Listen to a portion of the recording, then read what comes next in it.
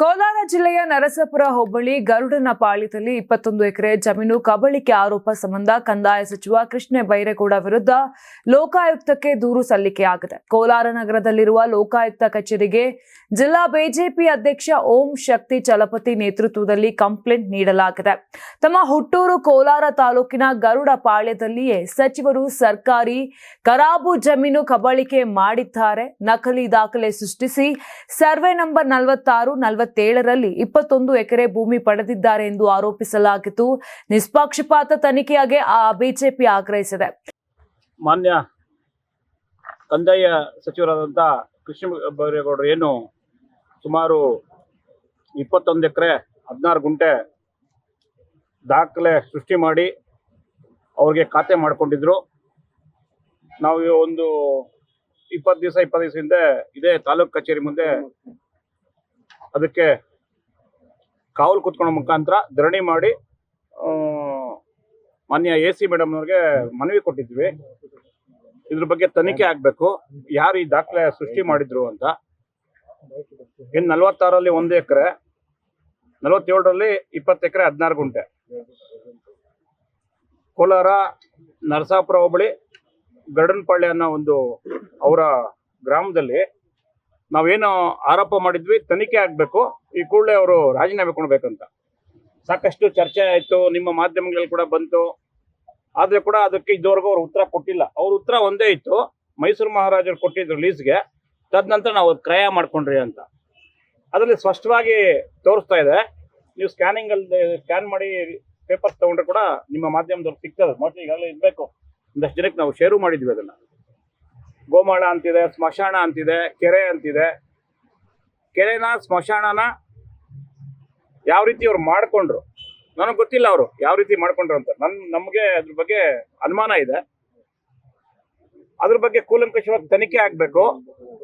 ತನಿಖೆ ಮುಖಾಂತರ ಅವರು ತಿದ್ದಿದಾರ, ಬೇರೆಯವ್ರ ಕೈಯಲ್ಲಿ ಅವ್ರ ಹೆಸರು ಮಾಡಿಸ್ಕೊಂಡಿದಾರ, ಯಾರ ಅಧಿಕಾರಿ ಶಾಮೀಲಾಗಿದ್ದಾರೆ, ಇದ್ರ ಬಗ್ಗೆ ಉತ್ತರ ಈಗಾಗಲೇ ಕೊಡಬೇಕಾಯ್ತು. ಅವ್ರಿಗೆ ಒಂದು ವಾಕ್ಯದಲ್ಲಿ ಸೆಷನ್ ಅಲ್ಲಿ ಕೊಟ್ಬಿಟ್ರು, ಇದು 273 ಎಕರೆ ನಮ್ಮ ತಾತನ ಆಸ್ತಿ, ಮೈಸೂರು ಮಹಾರಾಜರು ಕೊಟ್ಟಿದ್ರು, ತದನಂತರ ಅದು ನಾವು ಲೀಸ್ ಪೀರಿಯಡ್ ಆದ್ಮೇಲೆ ನಾವು ಕ್ರಯ ಮಾಡ್ಕೊಂಡ್ರಿ ಅಂತಾರೆ.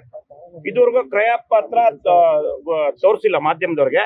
ಮತ್ತೆ ಇವಾಗ ಕೂಡ ಸ್ಪಷ್ಟವಾಗಿ ನೀವು ಕರ್ದ ಕಾಪಿ ಅಂತ ಬರ್ತದೆ, ಮೂಲ RRIಲು ಮತ್ತೆ ಕರ್ದ ಕಾಪಿ ಅಂತ ಬರ್ತದೆ, ಅದ್ರಲ್ಲಿ ತೆಗೆದು ನೋಡಿದ್ರೆ ನಿಮ್ಗೆ ಇವಾಗೂ ಗೊತ್ತಾಗುತ್ತೆ. ನಮ್ಗೆ ಬೇಕಾದ ಸಾಕಷ್ಟು ಸಾಕ್ಷಿಗಳು ನಮ್ಮ ಹತ್ರ ಇದೆ. ಆ ಕಾರಣಕ್ಕೆ ಇವಾಗ ನಾವು ಅವ್ರು ಮಾಡ್ಕೊಂಡಿಲ್ವೋ ಅದು ನಮ್ಗೆ ಗೊತ್ತಿಲ್ಲ. ತನಿಖೆ ಆಗ್ಬೇಕು. ಒಬ್ಬ ರಾಜ್ಯ ಖಾತೆ ಕಂದಾಯ ಸಚಿವರಾಗಿ ಇವತ್ತು ಎಷ್ಟೋ ಗೋಮಾಳನ್ನ ಉಳಿಸ್ತೀನಿ, ಬಡವ್ರ ಜಮೀನು ಬಿಡಿಸ್ಕೊಡ್ತೀನಿ, ಯಾರು ಎನ್ಕೌಂಟ್ ಮಾಡಿದ್ದಾರೆ ಅವ್ರನ್ನೆಲ್ಲ ನಾನು ತೆರವುಗೊಳಿಸಿ ಯಾರು ರೈತರಿಗೆ ಹೋಗ್ಬೇಕು ಅವ್ರು ಬಿಡುಗಡೆ ಮಾಡಿಸ್ತೀನಿ ಅಂತ ಅವರು ಎಲ್ಲ ರೀತಿ ಹೇಳ್ತಾರೆ. ಮಿಸ್ಟರ್ ಕ್ಲೀನ್ ಅಂತ ಕೂಡ ಇದ್ದಾರೆ. ನನಗೂ ಒಂದಷ್ಟು ವಾಟ್ಸಪ್ಗಳಲ್ಲಿ ಫೇಸ್ಬುಕ್ನಲ್ಲಿ ಟ್ರೋಲು ಮಾಡಿದ್ರು, ನೀವು ವಿನಾಕಾರಣ BJP ಅವರು ಇದನ್ನ ಇಶ್ಯೂ ಮಾಡ್ತಾ ಇದ್ದೀರಿ, ಅವ್ರು ತುಂಬಾ ಕ್ಲೀನ್ ಚಿಟ್ ಅಂತ. ಈಗಾಗಲೇ ಆ ಕ್ಲೀನ್ ಚಿಟ್ ಆಗಿದ್ರೆ ಅವರು ಎನ್ಕ್ವೈರಿ ಎದುರಿಸ್ಬೇಕಾಯ್ತು, ಮತ್ತೆ ಆ ಜಾಗಕ್ಕೆ ಬರಬೇಕಾಯ್ತು. ಅದು ಮಾಡ್ತಾ ಇಲ್ಲ ಅವರು. ಸುಮ್ಮನೆ ಯಾರೋ ಅವ್ರ ಬಟ್ಟಂಗಿಗಳ ಕೈಯಲ್ಲಿ ಫೇಸ್ಬುಕ್ಕಲ್ಲಿ ಅವ್ರು ನಿರಪರಾಧಿ, ಕ್ಲೀನ್ ಚಿಟ್ಟು, ಅದು ಆಗಲ್ಲ. ಇವತ್ತೊಂದು ತನಿಖೆ ಅಂತ ಮಾಡಿ ರಾಜೀನಾಮೆ ಕೊಡ್ಬೇಕು. ಫಸ್ಟ್ ಆಫ್ ಆಲ್ ತನಿಖೆ ಆಗಬೇಕು.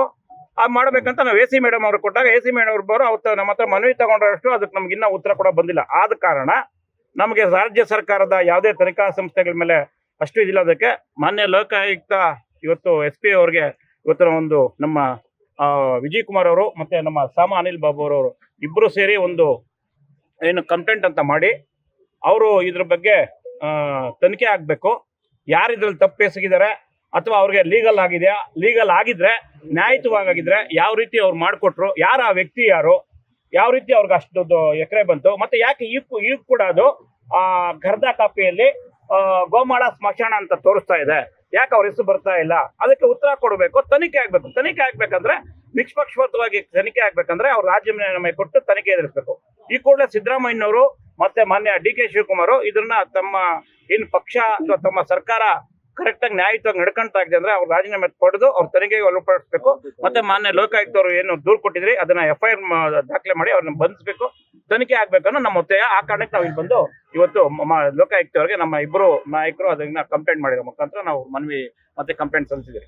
ಸುಮಾರು ಪ್ರಕರಣಗಳಲ್ಲಿ ಲೋಕಾಯುಕ್ತ ತನಿಖೆನೇ ಬಿಜೆಪಿ ನಾಯಕರು ಕೆಲವೊಂದು ಪ್ರಕರಣ ಒಪ್ಪೋದಿಲ್ಲ. ನೀವೇನೇ ಲೋಕಾಯುಕ್ತ ಇನ್ನು ಈ ಬಗ್ಗೆ 2025 ಡಿಸೆಂಬರ್ 17ರಂದು ಬಿಜೆಪಿ ಮುಖಂಡ ತಮ್ಮೇಶ್ ಗೌಡ ಅವರು ದಾಖಲೆಗಳನ್ನ ಬಿಡುಗಡೆ ಮಾಡಿ ಸಚಿವರ ವಿರುದ್ಧ ಗಂಭೀರ ಆರೋಪ ಮಾಡಿದ್ದರು. ನಕಲಿ ದಾಖಲೆ ಸೃಷ್ಟಿಸಿ ಕಂದಾಯ ಸಚಿವರು ಖರಾಬು ಜಮೀನನ್ನ ಅವರ ಹೆಸರಿಗೆ ಮಾಡಿಕೊಂಡಿದ್ದಾರೆ. ಸರ್ಕಾರಿ ಜಮೀನು ಉಳಿಸಲು ಹೋರಾಟ ಮಾಡುತ್ತೇವೆ ಎನ್ನುವವರೇ ಜಮೀನು ಕಬಳಿಸಿದ್ದಾರೆ. ಮೂಲ ದಾಖಲೆಗಳನ್ನು ಫೋರ್ಜರಿ ಮಾಡಲಾಗಿದೆ. ಹೀಗಾಗಿ ಕೃಷ್ಣ ಬೈರೇಗೌಡ ಸಚಿವ ಸ್ಥಾನಕ್ಕೆ ರಾಜೀನಾಮೆ ಕೊಡಬೇಕು ಎಂದು ಆಗ್ರಹಿಸಿದರು. ಇನ್ನು ತಮ್ಮ ಮೇಲಿನ ಆರೋಪಗಳ ಬಗ್ಗೆ ಪ್ರತಿಕ್ರಿಯಿಸಿದ್ದ ಸಚಿವ ಕೃಷ್ಣ ಬೈರೇಗೌಡ, ಬಿಜೆಪಿ ಆರೋಪ ಅಲ್ಲಗೆಳೆದಿದ್ದರು. ಅದು ನಮ್ಮ ತಾತನವರ ಜಾಗ. ಅವರಿಗೆ 3 ಜನ ಮಕ್ಕಳು, ಎಲ್ಲರಿಗೂ ಭಾಗ ಆಗಿ ನಮಗೆ ಬಂದಿದೆ ಎಂದು ಸ್ಪಷ್ಟನೆ ನೀಡಿದರು. ಅಲ್ಲದೆ ಈ ಬಗ್ಗೆ ಸ್ವತಂತ್ರ ತನಿಖಾ ಸಂಸ್ಥೆಯಿಂದ ತನಿಖೆ ಆಗಲಿ, ನಾನೇ ತನಿಖೆಗೆ ಸಹಕಾರ ಮಾಡುತ್ತೇನೆ ಎಂದಿದ್ದರು. ರಾಜಕೀಯ ಕೆಸರೆರಚಾಟಕ್ಕೆ ಅವರು ಆರೋಪ ಮಾಡಿದ್ದಾರೆ. ರಾಜಕೀಯದಲ್ಲಿ ಘನತೆ ಗೌರವದಿಂದ ಇದ್ದೇವೆ. ಆರೋಪ ಮಾಡಿರುವವರು ಘನತೆ ಗೌರವಕ್ಕೆ ಕೆಳಗೆ ಹೋಗ್ತೀವಿ ಅಂದ್ರೆ ನಾವೇನ್ ಮಾಡೋಣ ಅಂತ ಬಿಜೆಪಿಗರಿಗೆ ಕೌಂಟರ್ ಕೊಟ್ರು ಕೃಷ್ಣ ಬೈರೇಗೌಡರು. ಸಂಕ್ರಾಂತಿ ಹಬ್ಬದ ಪ್ರಯುಕ್ತ ಆಟ್6 ಮತ್ತು ಕರ್ನಾಟಕ ಟಿವಿ ವತಿಯಿಂದ ರಾಜ್ಯ ಮಟ್ಟದ ಸಂಕ್ರಾಂತಿ ರಂಗೋಲಿ ಸ್ಪರ್ಧೆ. ಕಾರ್ಯಕ್ರಮದ presenting sponsor Saptagiri NPS university. Associate sponsor Jeeni slim. Jeeni ಮದಿಯಲ್ಲಿದ್ರೆ ನೀವು ಸ್ಲಿಮ್ ಆಗೋದು guarantee. Co sponsor Nandana palace, legendary Andhra restaurant chain.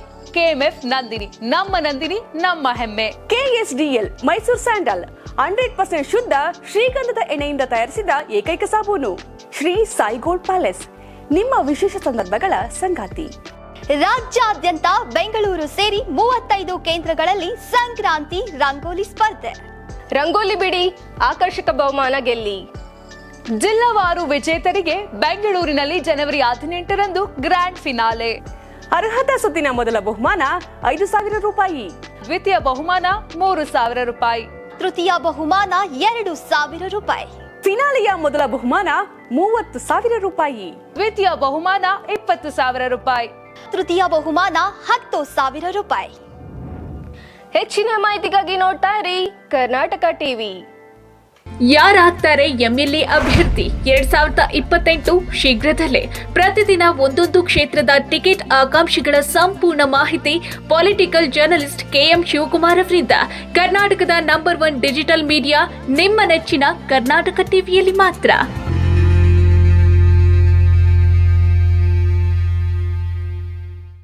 ನೀವು ಸಣ್ಣ ಆಗಬೇಕಲ್ವಾ? ಅದು ಒಂದು ಉತ್ತಮ ಆಹಾರದಿಂದ ಸಣ್ಣ ಆಗಬೇಕಲ್ವಾ? ಪ್ರತಿದಿನ ನಮ್ಮ ಜೀನಿ ಸ್ಲಿಮ್ನ ಯೂಸ್ ಮಾಡಿ ಯಾವುದೇ ಸೈಡ್ ಎಫೆಕ್ಟ್ ಇಲ್ದಂಗೆ ನೀವು ಸಣ್ಣ ಆಗ್ತೀರಾ.